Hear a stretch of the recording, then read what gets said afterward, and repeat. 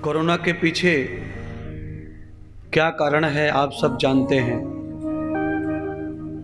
क्योंकि कोरोना कैसे आया है समाज में, कोरोना को समाज में लाने का कारण मांसाहार है और ये सिद्ध हो गया। सबने इसको स्वीकार किया कि मांस भक्षण के कारण ही बर्ड फ्लू आया, स्वाइन फ्लू आया, कोरोना फ्लू आया। इतनी सारी बीमारियां तो मांस खाने की वजह से आई हैं। अब यहां ऐसा लगता है करे कोई और भरे कोई। जो लोग कभी मांसाहार नहीं करते, ऐसे निरपराध लोग मारे गए कोरोना में। क्योंकि बीमारी तो किसी की अपनी नहीं होती है। वायरस जो है भाग्य से नहीं आता। वायरस तो हवा के माध्यम से हमें स्पर्श करता है। अगर मांसाहार नहीं होता सृष्टि पर तो कबूतर का, बतख का, मुर्गों मुर्गियों का बुखार हमें नहीं आता, कुत्ते का बुखार हमें नहीं आता, अभी चमगादड़ से कोरोना आया ये नहीं आता। इसीलिए आपको भागवत की सत्संग की बहुत आवश्यकता है।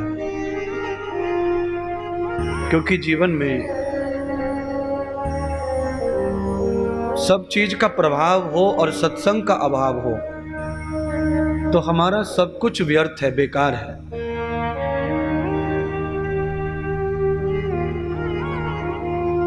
क्योंकि विवेकहीन प्राणी पशु के समान होता है। पशु जैसे अपने मालिक के खेत में और पराये खेत में फर्क नहीं जानता, ऐसे ही हम अच्छाई और बुराई का फर्क नहीं जानते अगर विवेक हमारा जागृत नहीं हुआ तो। इसीलिए हम सबको चाहिए कि हम विवेक को जागृत करें। कैसे विवेक जागृत होगा? तो उसके लिए माध्यम है सत्संग।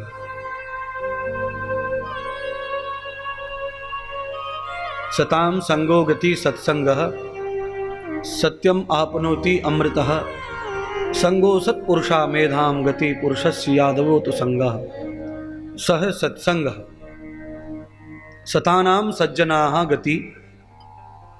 जहाँ सत्य और सज्जनों का मिलन होता हो वहाँ सत्संग का जन्म होता है। आप और हम सब लोग अलग अलग भांति भांति के विचारधारा के लोग हैं, पर हम सबको ये मालूम है कि भागवत कथा से ये लाभ प्राप्त होता है। तो हम अलग अलग विचार के होकर के भी एक जगह आ रहे हैं। और ये इसलिए हो रहा है क्योंकि भागवत का लाभ हमें मालूम है, भागवत के फायदे हमें पता है। इसलिए हम यहां पहुंचते हैं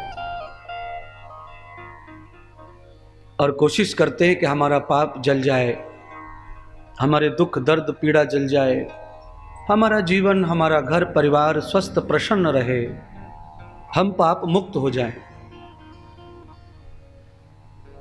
तो पाप मुक्त तो भागवत करेगी कि नहीं करेगी, पर अज्ञान मुक्त कर देगी। अज्ञान नष्ट हो जाता है भागवत से। तम भागवतम यथा मूलम दर्शनम प्रियात कृष्णय। भागवत के प्रवचन से श्रवण करते करते कृष्ण का दर्शन होने लगता है, भगवत प्रकट हो जाते हैं। आज दूसरा दिन प्रारंभ करते हुए धीरे धीरे जब हम भागवत में प्रवेश करते हैं तो ऐसी ही सुस्ती सी छाई रहती है। और कल की तरह जैसे भागवत का समय आगे बढ़ता जाएगा, पाप खत्म होते जाएंगे, आलस्य और प्रमाद नष्ट होता जाएगा। एक नई चेतना, एक नई ऊर्जा हमारे अंदर प्रस्तुत होती चली जाएगी। जिसके लिए हम यहां पहुंचते हैं वो लाभ हमें प्राप्त होता जाएगा। धीरे धीरे जब 3:30 बजेंगे तो सबके चेहरे प्रसन्न हो जाएंगे, अंतरात्मा, मन, चित्त, बुद्धि प्रसन्नता से भर जाएंगे। यही धर्म है भागवत का।